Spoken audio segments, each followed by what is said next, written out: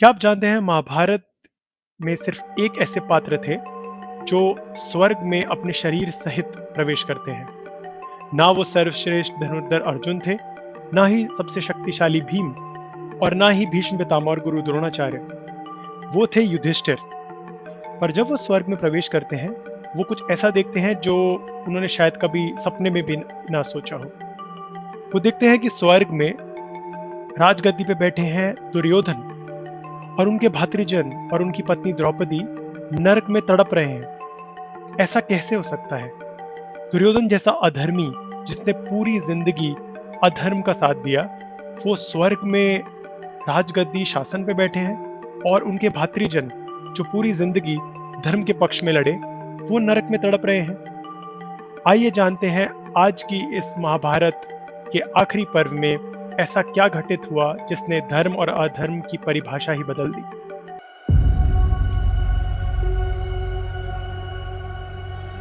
नमस्कार दोस्तों, स्वागत है आपका हमारे चैनल पर, जहां हम महाभारत को सिर्फ कहानी की तरह नहीं, बल्कि जीवन के सबसे गहरे सबक के रूप में समझते हैं। कुरुक्षेत्र का युद्ध बहुत पहले खत्म हो चुका है। पांडवों ने हिमालय की कठिन यात्रा पूरी कर ली है। युधिष्ठिर ने कुत्ते की परीक्षा पास करके शरीर सहित स्वर्ग प्राप्त कर लिया। लेकिन स्वर्ग पहुंचकर जो कुछ होता है, वो हमारी सारी धारणाओं को उलट देता है। दुर्योधन स्वर्ग के सिंहासन पर चमक रहे हैं। भीम, अर्जुन, द्रौपदी नरक में तड़प रहे हैं। यह है महाभारत का 18 और अंतिम पर्व, स्वर्ग आरोहण पर्व। वीडियो को अंत तक जरूर देखिए, लाइक कीजिए, सब्सक्राइब कर लीजिए, और कमेंट्स में बताइए धर्म का असली मतलब क्या है। पिछले एपिसोड में आपने महाप्रस्थानिक पर्व देखा। पांडव और द्रौपदी हिमालय चढ़ाई करते हुए एक एक गिरते गए। द्रौपदी का पक्षपात, सहदेव का ज्ञान गर्व, नकुल का सौंदर्य गर्व, अर्जुन की वीरता अहंकार, भीम का बल गर्व। अंत में सिर्फ युधिष्ठिर और रहस्यमय कुत्ता बचे। स्वर्ग द्वार पर इंद्र का रथ आया। युधिष्ठिर ने कहा कुत्ता भी उनके साथ चलेगा। इंद्र ने मना किया। युधिष्ठिर ने स्वर्ग ठुकरा दिया। तब कुत्ता धर्मदेव का रूप लेते हैं। परीक्षा में युधिष्ठिर पास हुए और शरीर सहित स्वर्ग के अधिकारी बने। लेकिन स्वर्ग में पहुंचकर असली धमाका शुरू होता है। स्वर्ग आरोहण पर्व की शुरुआत होती है युधिष्ठिर के स्वर्गलोक प्रवेश से। देवदूत उन्हें ले जाते हैं। चारों ओर दिव्य प्रकाश, अप्सराओं के गान, फूलों की वर्षा, अमृत की सुगंध। सब कुछ वैसा ही जैसा हम कल्पना करते हैं। लेकिन जैसे ही युधिष्ठिर सबसे ऊंचे सिंहासन की ओर नजर डालते हैं, वहां बैठा है दुर्योधन। राजसी मुकुट, दिव्य आभूषण, सूर्य जैसा तेज, और देवताओं के बीच सम्मानित। तम दृष्ट्वा राजा सौहार्दाद्र दुखितः परमाद्भुतम् दुर्योधनम स्वर्गे विराजमानम न चास्य किंचित ददृशे तपस्विनः। युधिष्ठिर स्तब्ध। उनके मन में सवाल उमड़ आते हैं। ये वही दुर्योधन है जिसके लोभ, ईर्ष्या और अधर्म ने पूरा कुरुवंश नष्ट कर दिया। द्रौपदी का चीरहरण, लाखों योद्धाओं की हत्या, पांडवों का 13 वर्ष वनवास, सब इसके कारण ही तो हुआ था। और आज ये स्वर्ग के सबसे ऊंचे सिंहासन पर बैठा है। युधिष्ठिर तुरंत देवदूतों से पूछते हैं, मेरे भाई कहाँ हैं? द्रौपदी कहाँ है? कर्ण, भीष्म, द्रोण कहाँ है? ये दृश्य युधिष्ठिर के लिए सबसे बड़ा आघात है। उनके जीवन का हर संघर्ष, हर बलिदान, सब व्यर्थ हो गया लगता है। देवदूत उन्हें समझाने लगते हैं, हे राजन, क्रोध ना करो। यहाँ शत्रु मित्र का भेदभाव नहीं होता। सब अपने कर्म फलों के अनुसार स्थित हैं। लेकिन युधिष्ठिर का मन शांत नहीं होता। वे स्पष्ट कहते हैं, यत्र मे भ्रातरः सर्वे द्रौपदी च सुदारुणा तत्र मे स्वर्ग एवास्तु न अहम दुर्योधनस्य ही ममैष स्वर्ग उच्यते यत्र ते सर्वे वर्तन्ति। इसका अर्थ है, जहां मेरे भाई और द्रौपदी हैं, वहीं मेरा स्वर्ग है। दुर्योधन वाले इस स्वर्ग में मुझे कोई रुचि नहीं। मुझे अपने प्रियजनों के दर्शन कराओ, वरना मैं यहां नहीं ठहरूंगा। देखिए, युधिष्ठिर फिर धर्म चुनते हैं। स्वर्ग का निमंत्रण ठुकरा देते हैं। उनके लिए प्रियजनों का सुख व्यक्तिगत स्वर्ग के सुख से कहीं बढ़कर है। युधिष्ठिर की जिद देख देवदूत कहते हैं, चलो राजन, एक और लोक दिखाते हैं। रास्ता पूरी तरह बदल जाता है। अब स्वर्ग का वैभव गायब। घोर अंधकार, रक्त मांस से सना मार्ग, सड़ती दुर्गंध, चलते मांस की गंध, चारों ओर कराहने, चीखने की आवाजें।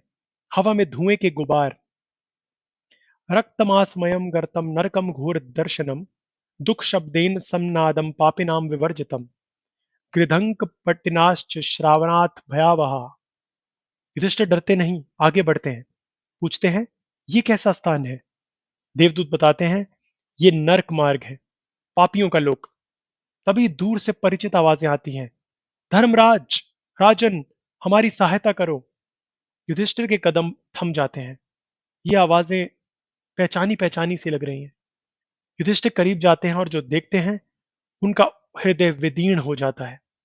भीम गिद्धों की चोंचों से छलनी कीचड़ में डूबे हुए, अर्जुन भट्टी में जल रहे हैं, नकुल सहदेव सर्पों से काटे जा रहे हैं, द्रौपदी नग्न अपमानित अवस्था में, कर्ण आग में भस्म होते हुए, और भीष्म द्रोण विदुर धृतराष्ट्र सभी धर्मात्मा वीर नरक यातनाओं में।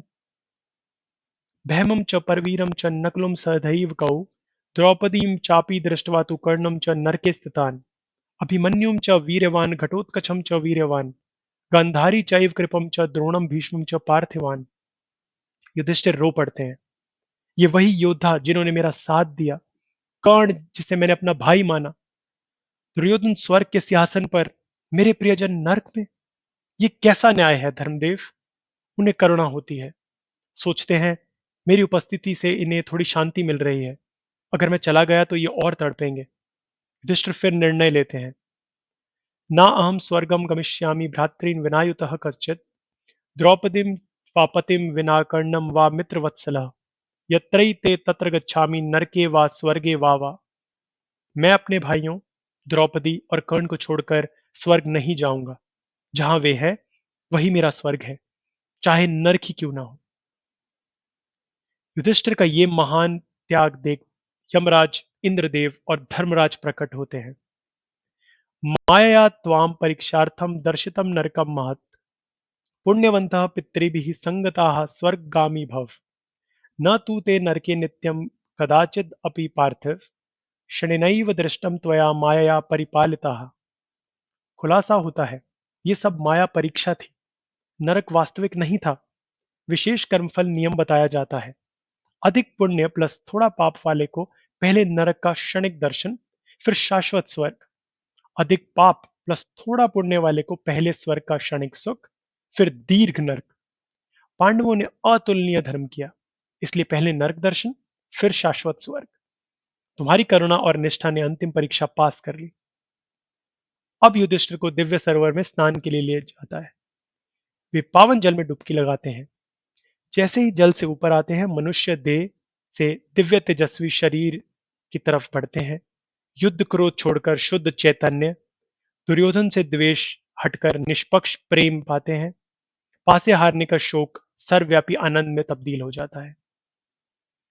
सर्वं त्यक्त्वा मनुष्यत्वं दिव्यम रूपम समावृतम, स्वर्गे तिष्ठति राजेंद्र न द्वेषो न च शोकजः, क्रोधो न चैव कामश्च मोहो न च भयावह।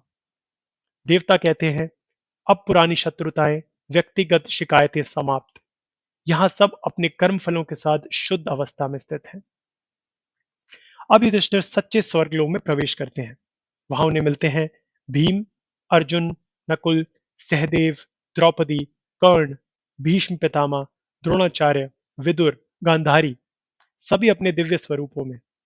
कोई हार जीत का लेबल नहीं, कोई युद्ध की कड़वाहट नहीं, सब शुद्ध चेतना में परस्पर प्रेम करते हो।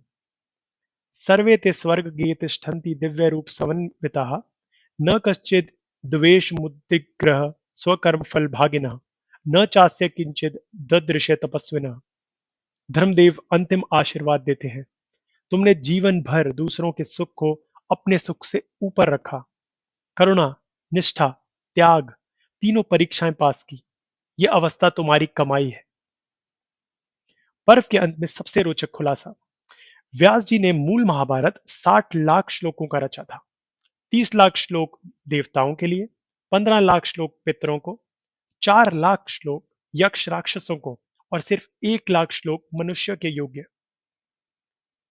षट लाखानि शतसहस्रा व्यासेन सन्नादति कृतम्, तस्माद् एतत् समुद्दिष्टं सर्वं सत्यं च वर्तते, यत् किंचित सत्य संकल्पम तत्सर्वं महाभारते।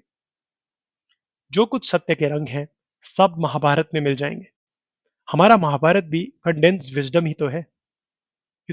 स्वर्ग आरोहण पर्व के चार महासंदेश।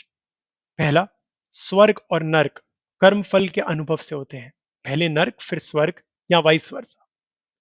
दूसरा, सच्चा धर्म करुणा और निष्ठा से मिलता है। युधिष्ठिर का कुत्ता और नरक चुनना इस बात का प्रमाण है। तीसरा, अंतिम मुक्ति द्वेष का त्याग से होती है। जब युधिष्ठिर स्वर्ग में दिव्य स्नान की शुद्धि करते हैं तब उन्हें उसकी अनुभूति होती है। और चौथा, महाभारत एक अनंत सत्य का अंश है। 60 लाख श्लोकों में से सिर्फ 1 लाख श्लोक मनुष्य के सत्यों के लिए। अगर आपको पूरी महाभारत सीरीज पसंद आई हो तो जरूर लाइक कीजिए, प्लेलिस्ट शेयर कीजिए और कमेंट्स में लिखिए महाभारत में सबसे बड़ी सीख आपको क्या मिली। सब्सक्राइब प्लस बेल आइकॉन दबाइए। अगली सीरीज आप किस पे चाहते हैं? रामायण, कर्ण की पूरी कहानी, भगवत पुराण, ये आप खुद डिसाइड करेंगे। धन्यवाद और नमस्कार।